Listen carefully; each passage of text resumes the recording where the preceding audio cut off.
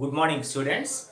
Now we are discussing very important formulae concepts from expansion of solids. Expansion of solids. This 5 or 6 formula enough to solve the all problems from expansion of solids. It is one of the part of the expansion of materials. It is classified into three: expansion of solids, liquids, gases. Like this. They are different. Now, first of all, we discuss expansion of solids. Okay. Now, all materials are expanded on heating. On heating, either solids, liquids, or gases. But here, in the case of solids, there are three expansions: linear expansion, areal expansion, and volume expansion. Now, only we are discussing the concerned formulae. Okay. Now, here, let us consider a material. Let us consider a material like this, having the length L1, having the length L1. Now it is at a temperature of T1, at a temperature of T1, at a temperature of T1. So if you are having the temperature of T1 for the material, now the temperature is raised to T2. Then the length of the wire increased to L2 like this. Now L2 be the length of the here the metal rod like this.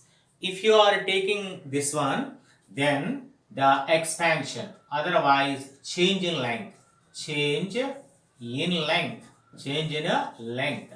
Change in length L2 minus L1 is proportional to initial length L1. Initial length is more, expansion or change in length is more. Initial length is less, change is also less. As well as it depends on the difference in temperature also. That's why it is proportional to T2 minus T1. If we combine both, then implies L2 minus L1 is proportional to L1 into T2 minus T1. T2 minus T1. Then here L2 minus L1 we can write delta L. Delta L is change in length. And also a T2 minus T1 can be written as delta T, that is change in temperature.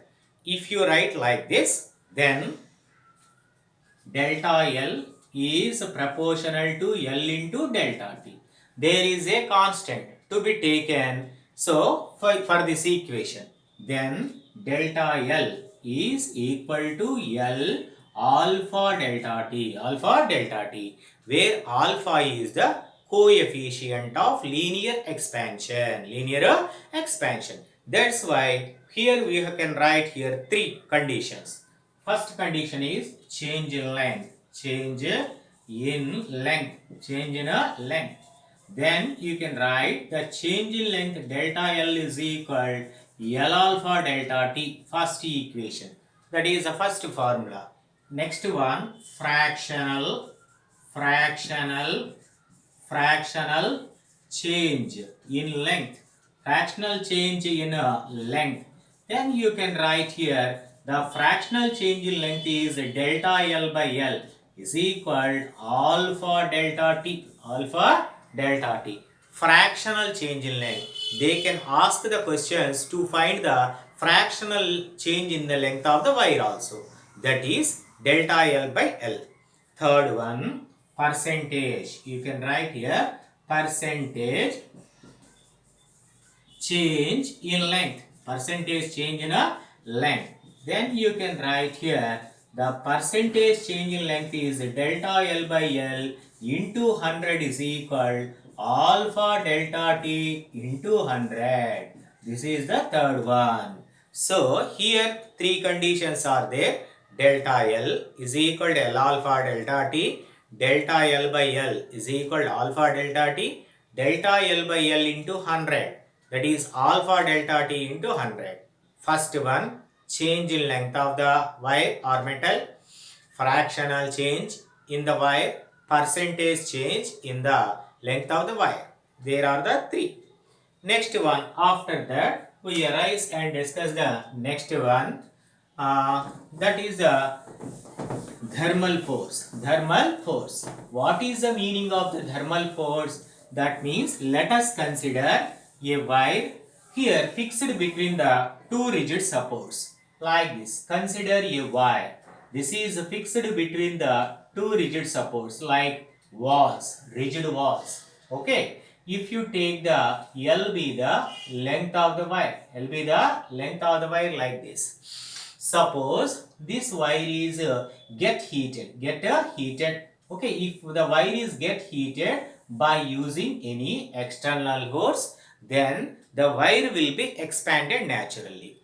But here the wire is fixed between the rigid supports, so there is no chance for further expansion of the material. Expansion is restricted by the walls. So in this situation, the wire creates some force between the walls, that is raised due to the here raise in temperature, that is called as the thermal force. Here you can write the formula for thermal force. Thermal force. The thermal force F is equal Ya alpha delta T, where Y is the Young's modulus of the material, A is the area of cross section, alpha is the coefficient of linear expansion, delta T is the rise in temperature of the wire. Here they can ask the thermal stress also. Stress means force by area. The right side area is taken left hand side. Then you can write here stress. That you can write here stress. F by A is equal Y alpha delta T. Y alpha delta T. This is also very important concept from expansion of solids. We go for the third one. Third one is bimetallic strip. Bimetallic strip. Bimetallic strip means here two metal wires or metal rods are connected one by one like this, side by side. Here one is the generally copper metal, second one is the iron. So this is the copper metal, this one is the iron metal. Okay, like this. Actually this combination is taken just along the straight line. That means they are straightened first. Suppose this is the here iron, this is iron, and this one is the copper. So before heating it will be straightened naturally. After heating there is a chance for bending of the combination due to the expansion. Here expansion of copper is more, that's why it will be in the outer side of the circle. Expansion of iron is less, that's why it should be inner side. That is a condition. So if it is heated, the combination will be bent such that copper will be outer side and iron will be inner side. If it is going to form the circle, you can calculate the radius of the circle. That you can write here radius of the circle. That you can say radius of the circle formed by the bimetallic strip. Radius of the circle R is equal D by alpha 2 minus alpha 1 into delta T, where R is the radius of the circle. Otherwise you can take radius of the curvature is equal to D by alpha 2 minus alpha 1 into delta T, where D is the thickness of the bimetallic strip, alpha 1, alpha 2 are the coefficients of linear expansions, delta T is the change in temperature. That's why here you have to consider, otherwise you have to remember D, thickness of the strip, that you have to remember. Thickness of the strip is D. So for the bimetallic strip, radius of curvature R is equal to D by alpha 2 minus alpha 1 into delta T. That is the one more formula. Okay. After that one, corrected reading. That means let us discuss here. Suppose we are purchasing some cloth, okay, in showroom. Then we are using the meter scale to measure the cloth. In this situation, In summer season, in winter season, there will be some change in the length of the meter scale. Why? Because due to the expansion and due to the contraction. That's why you can get the not equivalent cloth by measuring by using the meter scale due to the expansion and contraction. That's why in order to avoid the error that is arised due to the change in temperature, there is a formula. Corrected reading. That means here either it is summer, winter, spring, whatever may be the season, we have to get the exact length of the wire. That is called true length. That otherwise true reading. Clear? Or corrected reading. That you can say corrected length corrected length of the wire, corrected length of the wire or meter scale, corrected length of the scale. Corrected length of the scale L dash is equal L plus or minus delta L, where delta L is equal to L alpha delta T. We know already. L dash is corrected length, L be the original length, plus or minus delta L. Here, as the temperature increases than the original, you have to use the plus. As the temperature decreases than the original temperature, you have to use minus. That has to be remembered. Very, very important point that I am mentioning on the board.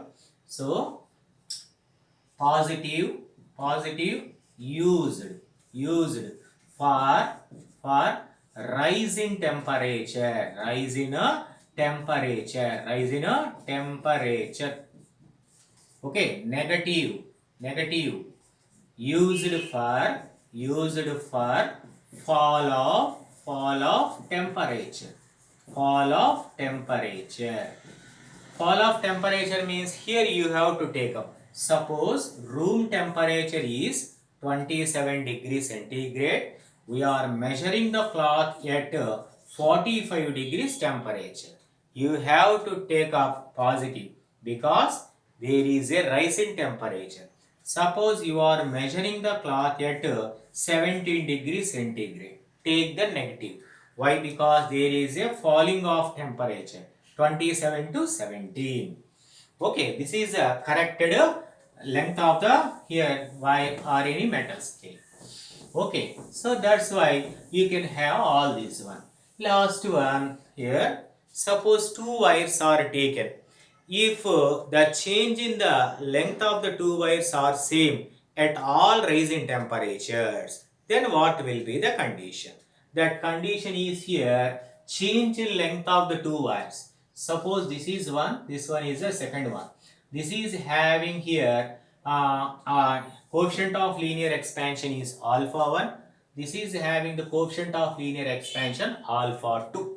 Alpha 2 like this. Change in length is same. That's why change in length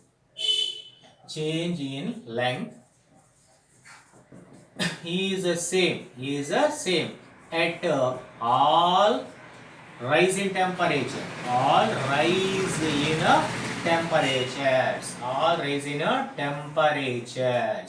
All rise in temperatures. This is the condition they will say. So change in length is same. That's why delta L1 is equal delta L2. That is change in length is represented by delta L. Then delta L is equal to L alpha delta T is equal to L alpha delta T. Here you can write L1 alpha 1 delta T is equal to L2 alpha 2 delta T. Why we are not writing delta T1 and delta T2? For same rise in temperature. That's why delta T is same. Get cancelled. That's why delta T cancel. L1 alpha 1 is equal L2 alpha 2. So these are all the very important formula from here expansion of solids. I will reveal this one. First one, delta L is equal to L alpha delta T. Fractional change in length delta L by L is equal alpha delta T. Percentage change in length is alpha delta T into 100. Like this. These are all the 5 important formula you can solve the all problems by using these 5 in expansion of materials.